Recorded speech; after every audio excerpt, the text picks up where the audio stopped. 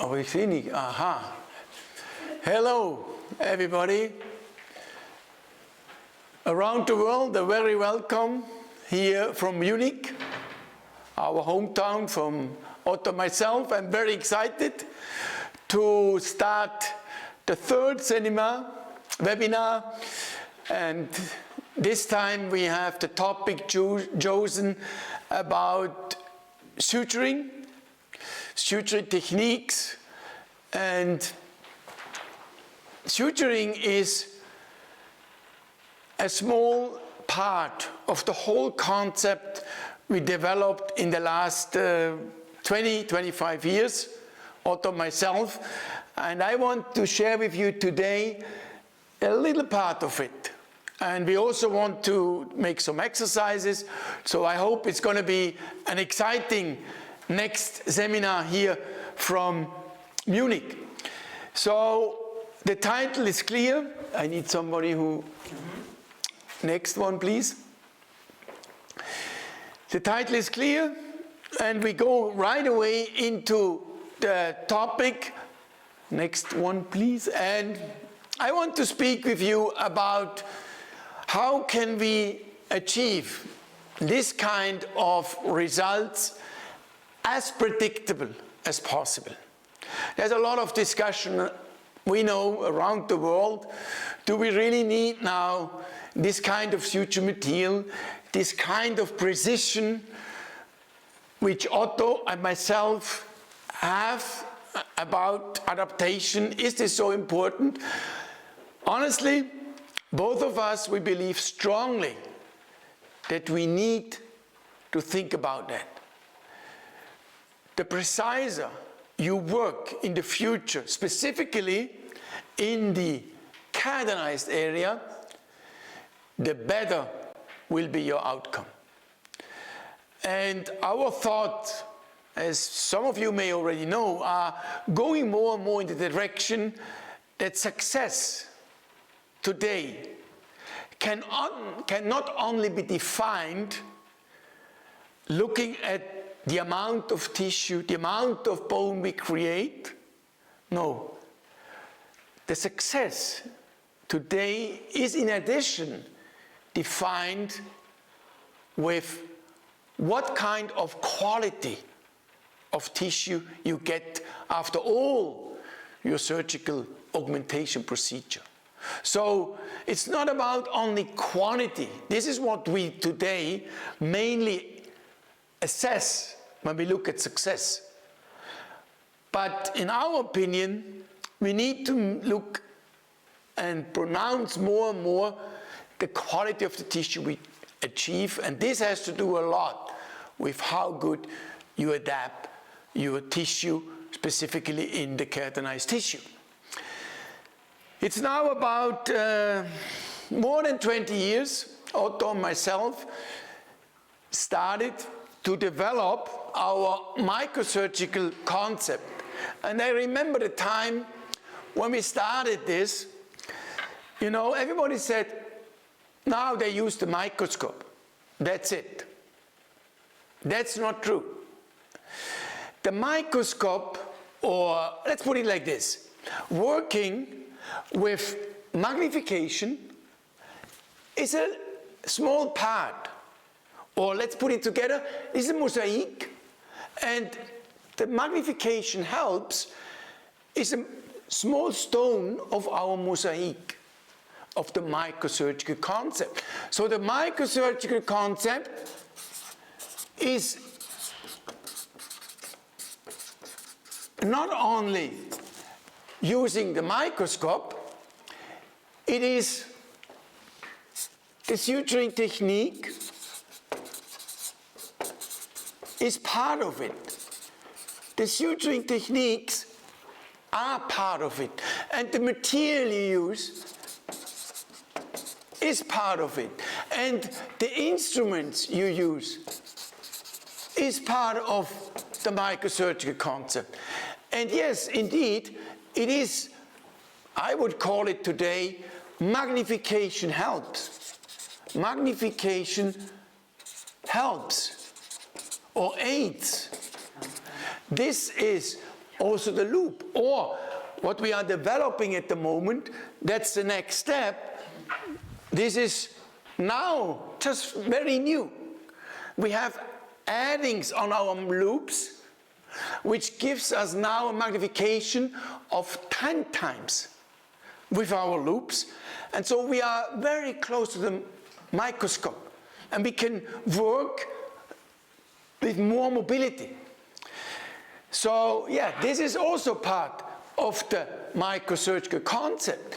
And so instruments, magnification, and maybe one thing which you should never forget is the lightening, the lights we have available today, or to the microscope, you have also light. So illumination, lightening, you have a better view, and you see more and more. I could make the list even more, wider and wider, and add other things. That tells you how important the whole concept is. And it's not just, okay, microsurgical concept means we use now a microscope. Yes, you can, but it's a little part of the whole concept. And today we want to speak about this stone, about suturing. And you know, suturing has changed tremendously in the last 10-15 years. This is a big change. Today we don't suture in the same way like we sutured 10-15 years ago. There is always progress. How can we make it better? And always at the end it's about adaptation and wound healing understanding. We need to understand how Mother Nature does do the wound healing. How does this work? What is the biology behind it? And this gives us information that we may change our approach how to do suturing. And yes, indeed, there is a big change. We published a paper 1 year ago about our thought process, what is included today in suturing, understanding suturing perio-implant surgery. And we differentiate today between two major sutures. We call it the anchor suture and the adaptation suture. So there are actually two different suture concepts which need to be in your mind, which you need to follow in your process, thinking process, when you do suturing. There is the anchor suture, which today I will not touch. The anchor suture is the first suture you do. There you are allowed to have a little bit of tension, only a little bit, for the first boost of the healing, as we know today. But then at the top, we have the so-called adaptation suture. And the adaptation suture, you are not allowed to tie. This is a typical problem, I would say, that most of all surgeons, periodontists, implantologists have. If they used to do augmentation procedure, we give too much tension on our suture. And I'm pretty sure that all of you are aware of that. We like to tie the suture, to close the flap. I know that makes us feel good. This shouldn't make you feel good. You know, what happens very often is when the patient comes back after 1 week and the patient has already lost some of his sutures, I can tell you that in this moment your suture was too tight. Specifically the superficial suture, the adaptation suture in the coronal part of your wound. If you lose them, what does this mean? That means there was a lot of tension on the suture and the tissue swells. You know, healing means also swelling. So the sutures, the tissue swells, and swell through the suture. And then you lose the suture. So on one side you could say, okay, that's not a problem. I have still some other sutures in the deepness, then it's fine. But think what's happened when you suture, when the tissue swells through the suture. What does happen in the area? This is like a cut. And this can create, later on, scar tissue or keloid, as you want to call it, doesn't matter. But it will decrease the quality of tissue. So, the superficial suture or adaptation suture, we recommend to use a 7/0 suture there. And the 7/0 suture, you know, the big advantage of the 7/0 suture, what we always try to emphasize, the 7/0 suture is actually thinner than a hair. I don't have hair, but you know, a hair is thicker than a 7/0 suture. So what does this mean now for you? If you do suturing and you have a smaller suture than a hair and you try to tie this a little bit too much, what does happen? It breaks. So what is the beauty about a 7/0 suture material? Besides it allows you to really create a perfect adaptation, is it tells you as a surgeon if you use the right flap design. You know, you will be not able to suture with too much tension, two flaps together with a 7/0 suture. The moment you give too much tension, it will break. So this is a real big advantage of smaller suture material. This material tells you use or you created the perfect flap design. So when I go briefly, now let's go to the next picture, and just to tell you where we come from. This was in 1988. In 1988, this is the kind of instruments we used at that time, big instruments. This is the kind of suture material. Look at this needle. The needle, the needle is like, this needle is like a fisher hook when you go fishing. Huh? So this needle itself, when you go with this needle through the papilla, doesn't make sense. You destroy the papilla already. So when we look what we used 10 years later, this is 1988. Now look, it will heal. And we all know that also with this approach we achieved a good result.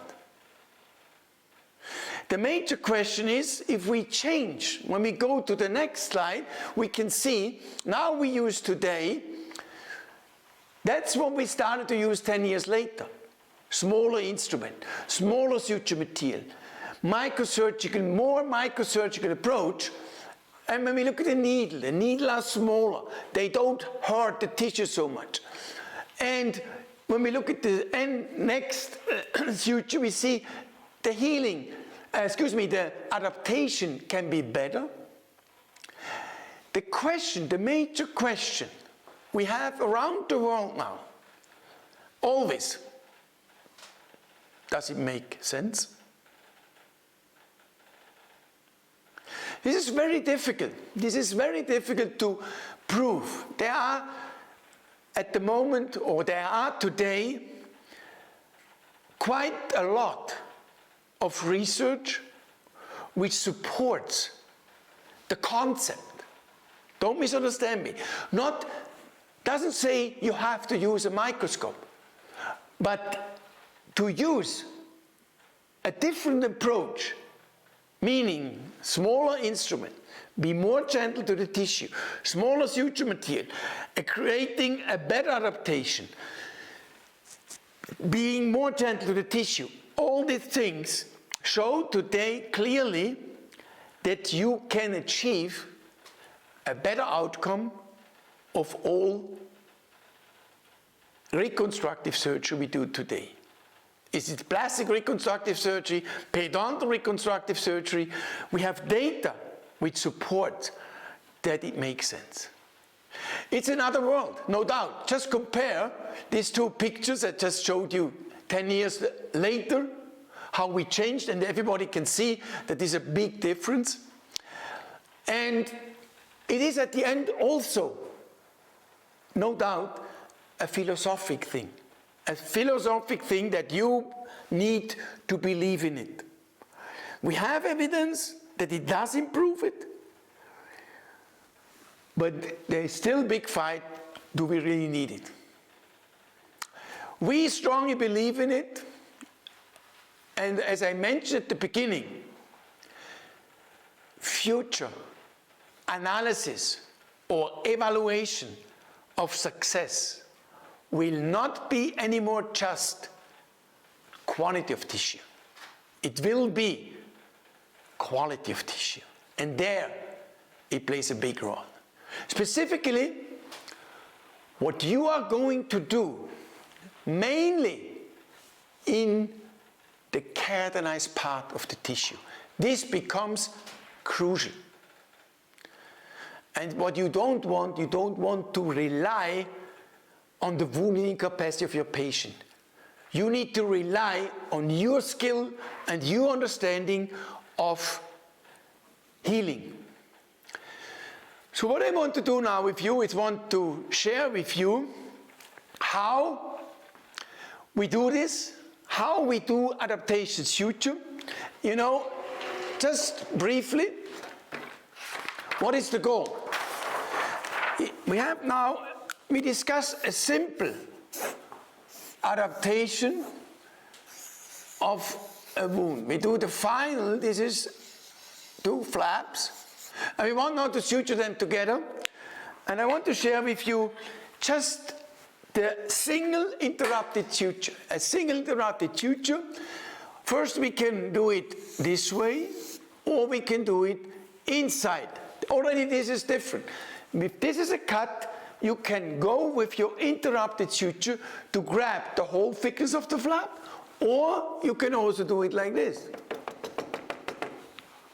If you do it like this, so this is A, this is B. If you do it in a B value, you have to look that this here, this bite here, needs to be the same on both flaps. If you have a difference, if you go in here 1 millimeter and go out here 2 millimeter, you create a notch. So this needs a thought process you must have. Then you go to knot, and you know one thing you have to learn when it comes to knotting, and this is mandatory. You know, the first knot is a double knot. Most of the suture material needs first a double knot. And then a second one in the opposite way, a single knot, depending on the suture material. But the problem is that many surgeons start with a double knot and then they do this movement. You know that, I'm pretty sure. Double knot, you make it somehow with your instruments and your hands. You do a lot of hands with the hand. And then you do this, typically. What do you do there? You check if your double knot is in the right lane. You lose so much time. If you do single interrupted suture and every time you do this here, you lose time. So you need to have an automatism. Today, I never do this. This never. Nobody can see. When I do a single interrupted suture, you will never see doing me that, because I have an automatism already in my mind, and I always follow this principle, so my knot is always right away perfect. I want to concentrate about not that the knot is in the right direction, I want to concentrate that my knot at the end is not tying the suture too much. So I don't want, when I close the knot, that I tie at the moment with closing the knot or tightening the knot, I tied also the suture itself, because then I have too much tension on my suture. I need to make sure, if I now, let's take this here. If I make now the knot here, double knot first, and then a single knot over it, if I do this, and now I suture, I have, with an adaptation suture, which we discuss at the moment, we approach these two knots, and the goal is that the two knots are at the end tied, but the suture needs to be loose, a little bit. Needs to compensate the swelling. You know, a plastic surgeon sutures always in different layers.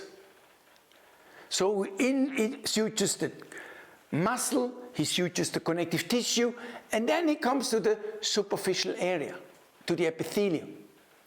And the last suture, the wounds are already completely adapted. So there's no more tension at all on these wounds. And so the last suture, you know what they do there? They do very loose sutures. They even don't tie the knot. They leave the knots open, like this. The only thing what they do, they leave very long ends here, very long ends. So the ends are like this, 2 or 3 centimeters. And now what's happening in the healing? During the first 2 or 3 days, the wound will swell, and now the knots get closed, get tight. That's the plastic surgical principle. We cannot do this in the mouth, because the patient will kill you if you leave those long ends. He doesn't like that. You all know that if the suture is too long in the mouth, you cannot do that. So it will disturb the patient too much. So we need to tie the knot to make it at the end short, but the suture itself should be a little bit loose. And that's what I want to exercise with you now. And we go now to our experiment, or to our small exercise. You remember? So we have an apple. You use an apple. Today I have another vegetable here. I have the eggplant here. This is an eggplant. You can also use an apple. I use today the eggplant just because you can see afterwards the suture material better. Because I will use a white suture today for you, just for demonstration. I would urge you to use a 7/0 suture. To exercise with 7/0 suture, you should start, because the so-called adaptation suture should always be done with a 7/0 suture, and not with a 5/0 or 6/0 suture. The anchor suture, which is a completely different suture, there we will use also a 6/0 suture. So I hope all of you remember our exercise we did. So you remember, we harvest the free gingival graft. We go 1 to 2 millimeter deep, perpendicular on the surface. You all remember, we overcut in the corner, and we go always perpendicular on the surface, and we overcut in the corner. Here we are about 10 to 12 millimeters. You see here we have 12 millimeters, and here we are in about 2 to 3 centimeters. So 20 to 30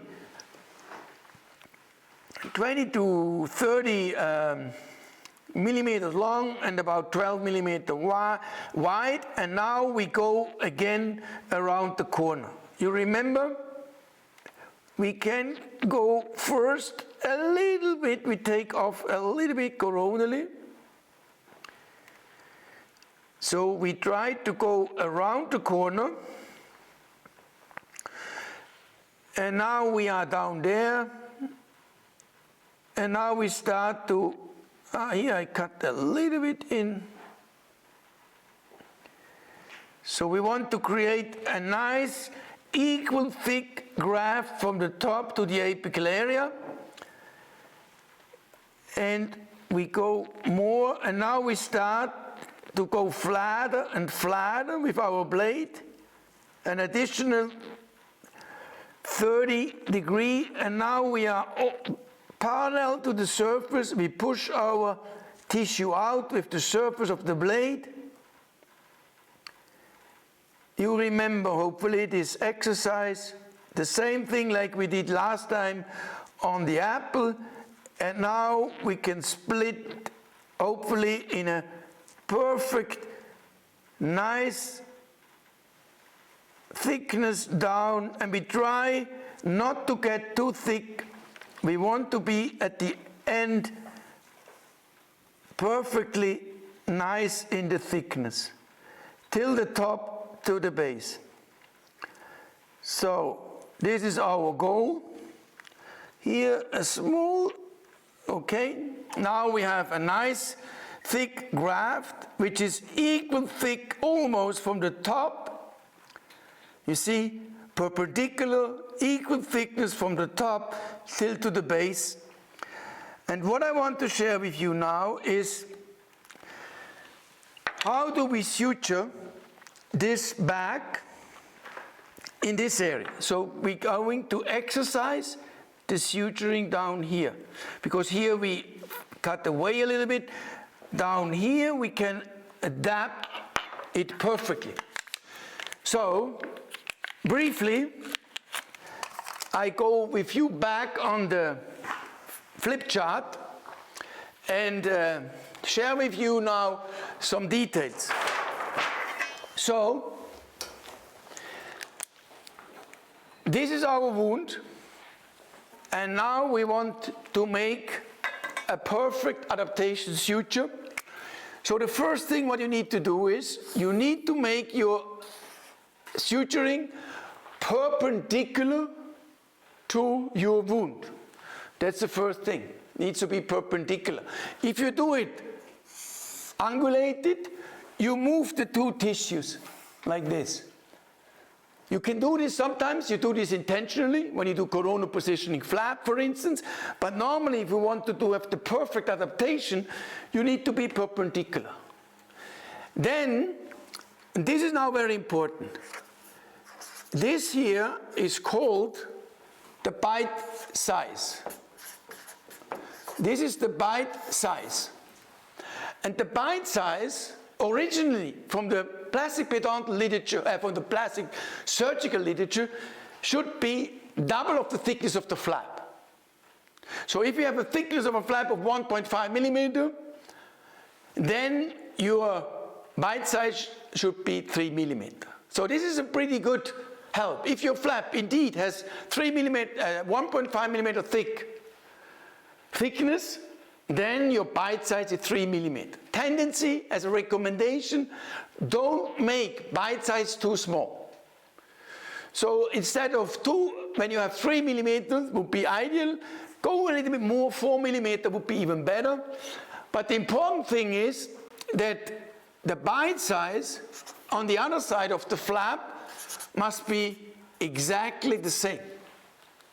Very important. So you need the same bite size on each side. These are little things. Now that's what we think becomes more and more important. That's we start with this first technique. It's just a single interrupted sutures, and now I share this with you. And I take a little bit a thick suture. This is not the ideal thickness, but I don't have a wide suture in a 7/0 suture material, so We go now and we create about 4 millimeter bite size, and we go out on the other side, and we try to be as equal as possible. So I need to be smaller, like this, creating the same bite size. And now I want to share with you how you need to learn suturing. So one thing I can tell you, you should exercise all the time. First, you need to learn to suture with your instruments. The better you are with suturing with the instruments, the easier it will be for you to suture in the future. So there are situations where you need to be able to suture with instruments, so learn it from the beginning would be perfect. So what do? We speak now first for a right-handed person. I'm a right-handed person. In my right hand, I have the needle holder. And the needle holder, look, go in a smaller magnification. A needle holder needs to be held like a pen, like this. So never hold an instrument like this. It is the first mistake of many oral surgeons.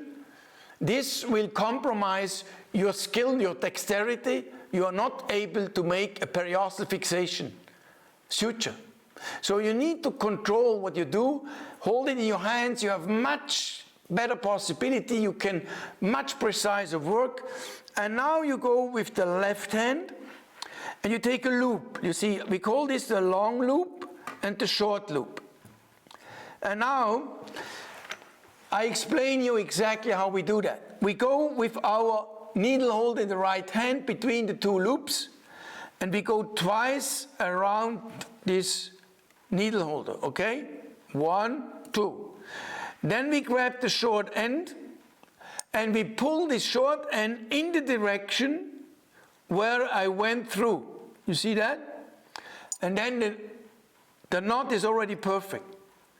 And I don't open my left hand.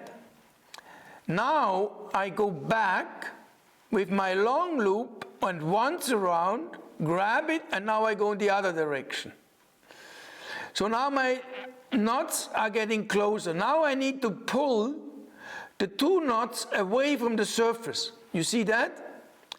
I pull both knots away and I make sure that my knots at the end are completely tied, like this. But the suture, you see, is a little bit loose. You have about 1-2 millimeter space here. Where is the oh, no, I need the perio probe. So here we have about 1-2 millimeter of the knot is a little bit loose, and now we move the knot to the attached area like this. So this is the perfect so-called, this is the perfect adaptation suture. This is not the ideal needle. Suture, the scissor is not made for this suture material. This is a thick suture material. And the knot needs to be placed exactly here where the suture goes into the tissue, not here. Now let me share this with you again, because these are details you need to learn. And I want you to understand, this is a first step. So let's go again. We go the same bite size. Now we have to make exactly the same suture again. The same bite size, perpendicular. This time it also needs to be parallel to the first suture. Now we pull the suture through till the short end has a length of a little bit more than 1 centimeter. Now we grab a long loop. We go twice around this needle holder. We grab the short end and we go with this end in the direction where we went through.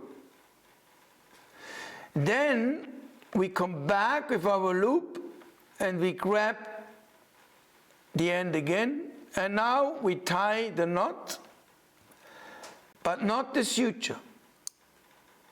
So we tie it, and then we place the knot down here. It's not so tight yet. You have to play sometimes a little bit, and that's the next suture. Now again I have the problem with this knee. If this is not the right scissor for this suture material. This is not good.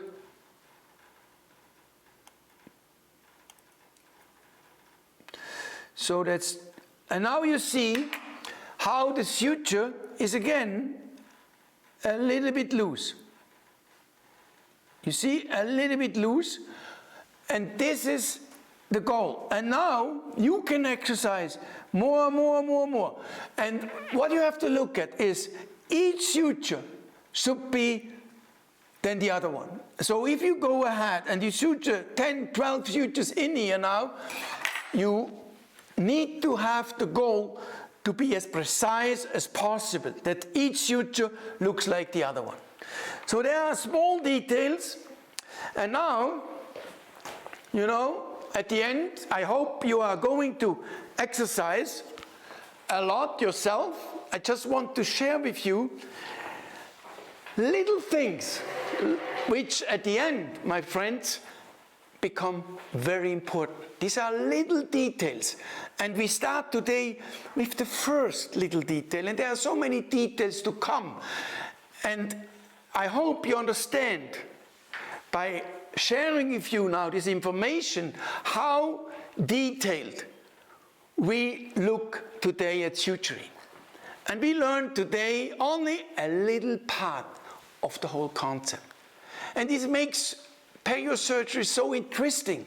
Suturing is important. But it's also, again, and I agree with everybody, again, a small mosaic of everything. And I want just at the end to share with you what you can achieve if you go more and more in this direction, being more precise, better, increasing your dexterity, your skill, exercising with your hands. It's about exercising. We need to use our most important instruments. And what is that? Our hands. And those hands need to be trained. Train them. You can train them themselves like I showed you. It's your own way to learn. If you try now to be, hopefully 1 hour later, you still work on it and try to be as precise as possible at this small experiment, exercise. Now, let me share with you a last case. We have looked at, that's what is important, bite size, being perpendicular to the wound and making next perfect suturing like we shared it. Now, I want to share with you a case, a patient who came to us in 2009. In 2009, the patient had a fistula. You see this up there. And he had a big periodontal problem here. And I can tell you, the more sophisticated, the more trained you are, the more you understand wound healing, periodontal regeneration, what can be achieved today with new materials, new surgical approach, new regenerative techniques and ideas and concept. You can save teeth today which you would have never in your life thought about that. And this is an example, a good example is now a case which I can share with you, an 11 follow-up, an 11 years follow-up. The patient had a fistula, and this tooth was not vital, and this tooth here was vital. So the first thing what you would do, it's clear, you do first endodontic treatment on the central incisor. You add or you place calcium hydroxide in the tooth, but nothing happened. So the fistula is not gone, and so we had to open the area. Now look at the situation after opening the surgical site. And now you judge yourself. What is the prognosis for this tooth? What are the possibilities you have to treat this tooth? Both teeth. What is the alternative? Yeah, I mean, you can take out these two teeth. Then you do a big augmentation procedure, bone augmentation. Then you do implant placement, soft tissue management. Patient has a lot of morbidity, swelling, and at the end he has maybe 2 or 1 implant. Costs a fortune, you all know that. Or you can train yourself, and this is going to be a normal case for you. A case where you say, I'm gonna save your teeth to the patient. And that's what we did. That's what we do. I mean, this, as I mentioned, was done 2009. So I share with you something which is not for us, well, this is impossible. For us, this is always a thought process we have. Before we extract the tooth in the aesthetic zone, we think about, can we maintain it? It's clear that this tooth needs to be splinted. If you open a flap, then the tooth falls down. Tooth is gone. The tooth is splinted, and now we start with regenerative procedure. We do regeneration. You see some slides. Now, I don't want to discuss with you now the details, what we do here after cleaning the surface and then adding some detergents and then adding some grafting material, then adding, come on please, and then adding some membranes, which has another function here, which is in this sense not, as you see, the membrane is not in contact with the surface. The membrane maintains the tissue, maintains the graft material in position. And now maybe the most important thing is, what kind of flap design did we use here? How do we maintain completely the tissue?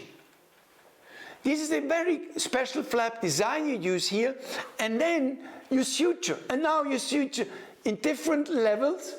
There's a deep, an anchor suture, there's an adaptation suture, different sutures with different tightness.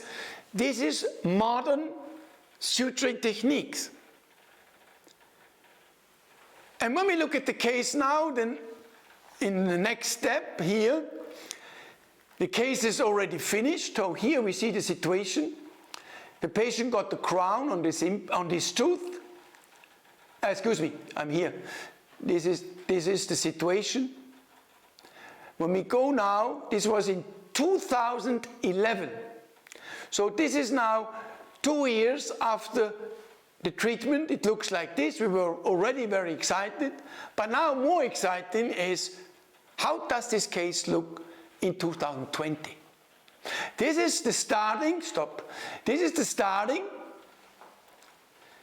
when we started to treat this patient in 2009, and this is 11 years later, or I think it was 2008. This was 11, 12 years later. This is the radiographic situation today. And if we look now at the clinical situation,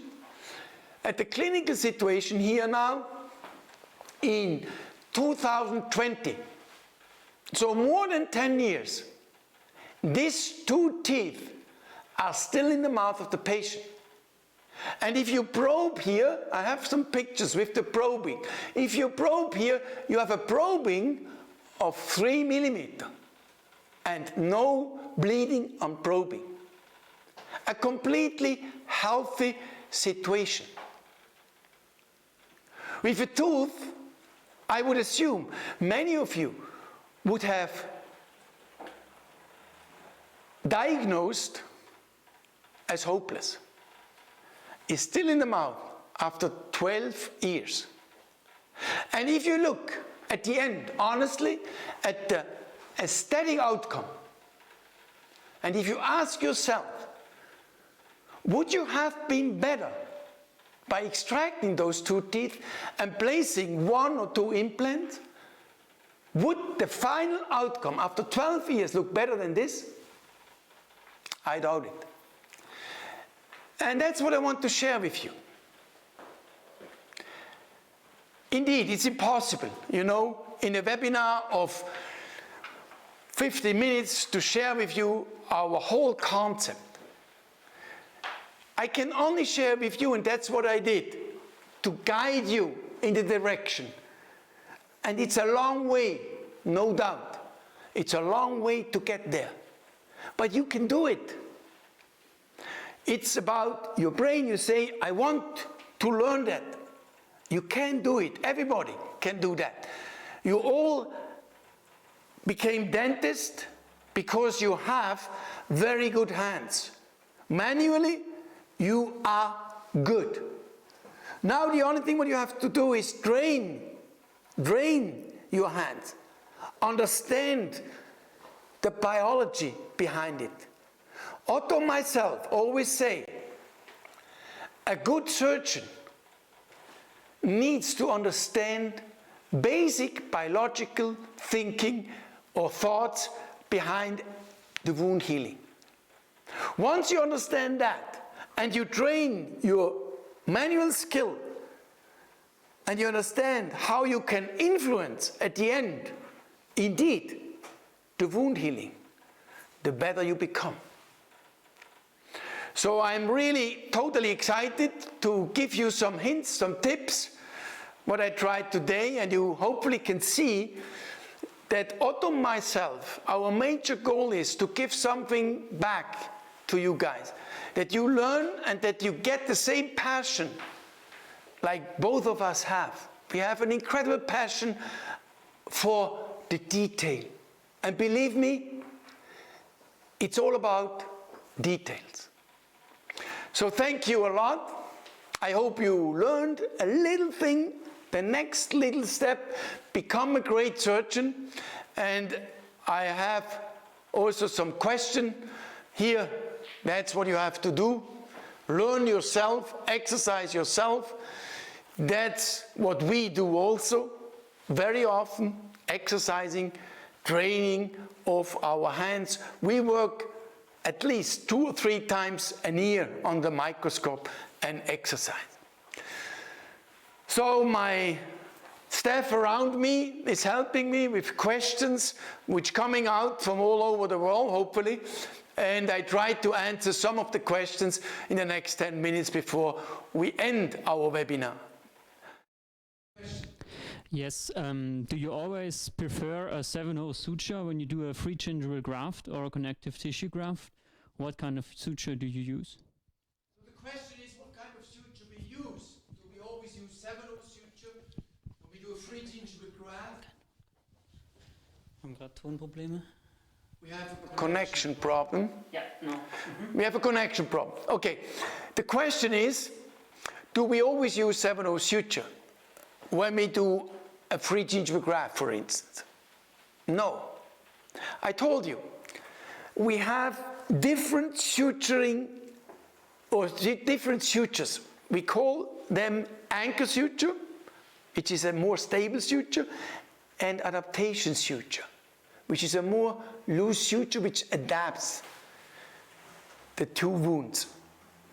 So an anchor suture, we use a 6/0. So if you speak about a free gingival graft where we need some pressure, or when we do an apical positioning flap, we need that the flap is placed apically in the upper jaw or down in the lower jaw. There we use a 6/0 suture, because there we use anchor sutures and we anchor the tissue to the periosteum, around the teeth. We are looking for anchors. And this is another suture, and there we use 6/0. So for a free gingival graft, we would use a 6-0. For a subepithelium connective tissue graft, it depends. To stabilize it somewhere in the wound, we would use 7-0. Then it depends if we augment at the same time with the connective tissue graft, then it's a combination. We would have anchors and adaptation suture, then we would use 6 and 7-0s. But this is the next step. Yes, other questions? Yes, another question. If you compare your instruments to traditional instruments for surgery, what are special things in your... This process, the developing of the so-called touch grip instruments. These are the so-called touch grip instruments. And the touch grip instruments, they have a lot of thought process behind it. We started, already 25 years ago with the first microsurgical kit we developed, and then we developed, in meantime, 3 other kits, and this is the 4th generation. This is the 4th generation of microsurgical instruments we developed in the last 25 years. And here now we included additional things like ergonomic thoughts. So this is actually, if you look at this instrument, if we go in a very high magnification, I can share this with you, maybe Sophie helps me here. We go briefly here to this handle to understand the handle better. So if you look at this handle, this is a handle which allows you friction with tension when you pull and push. So this is the only instrument today. Most of the instruments, either you can pull or you can push, but not both. In addition, it is very easy to clean. So it's not the typical handle where you have very fine grains here, which you always have dust and bacteria in there. We don't have this problem with this instrument because they are not so small, those retentions. So there's a lot of thought process. If I share with you now all the details in all these instruments, it takes me another webinar to explain you all these instruments. But I can tell you that those instruments are done with people who are much in the ergonomics, how to hold instrument, what can the instrument help us to be more efficient doing the surgery. Just a detail I shared with you now. Other questions? Yes, we have one more question. In the case you showed, the last case, in your opinion, was the pocket caused by perio or endodontic reason? No. That was exactly the reason why we first did endodontic treatment, and then we wait for 3-4 months. And if in these 3-4 months, the calcium hydroxide, which we put into the central incisor, which was negatively tested, has no effect. So the fistula is not disappearing, and the bone regeneration does not start within 4 months. Then you know exactly the major reason of this defect is periodontally. So this was a typical periodontal defect. It's clearly defined. It has no influence from the endo because we tried to solve first the endo problem, so we get the regeneration from Mother Nature back, what is still healthy there, but nothing happened. After 4 or 5 months, it was still the same like at the beginning, so you know it has no endodontic reason. This defect was completely periodontally caused, a periodontally caused defect. Do we have another? Yes. Do you use absorbable sutures? Do we use? Absorbable, so... Okay, do we use resorbable suture material? That's a very good question, thank you. Just as a simple understanding, the moment you use a resorbable suture, you do increase the inflammation process. What does it mean? Every healing is an inflammation process. You all know that. This is basic understanding of wound healing. If you now add something which is resorbable, you increase the inflammation process at the wound. And you don't want that. So, as a recommendation, normally we never use a resorbable suture material. We try to avoid to use resorbable suture material exactly of what I just explained. But there are situations when we have to suture in the deepness of the wound where we'll never have access again later on. Then we use, in very specific situations, sometimes also a resorbable suture material. Do we have another question or a last question I would take? And then we stop our webinar. Do you have another? Yes, we have one here. We have a question. Can you also achieve good results when you use a 5-0 suture, 5-0 suture? As I said, can we achieve the same result with a 5-0 suture? I cannot say no. You are not able to achieve the same good result. It is a concept and everything behind it. If you understand biology very well, if you cut your suturing, your cuts, your incision design is done also on another level than in the past. So everything is improving and the whole concept is improving. So if I look how we do surgery today and like we did surgery 10, 15 years ago, it's not only that we changed the suture material, that we now use 7-0. As I said, this is a small part of the whole concept. There are many other things. If you now say, okay, I change everything else, I start to look at the soft tissue from a different point of view, I lose micro blades, I try to be as gentle as possible to the tissue, but I only don't use 7-0, I use a 5-0, I'm pretty sure you are going to be also pretty successful. More successful than you were, 100%. So for us, it's the concept when we use every detail, as I mentioned at the beginning, what is included in the microsurgical concept. There are even more details which I didn't mention, and everything together gives you one thing which you all of you, I'm 100% sure, are looking for. When you do plastic reconstructive surgery, you look for one thing. What? Only one thing. Predictability. Predictability, predictability.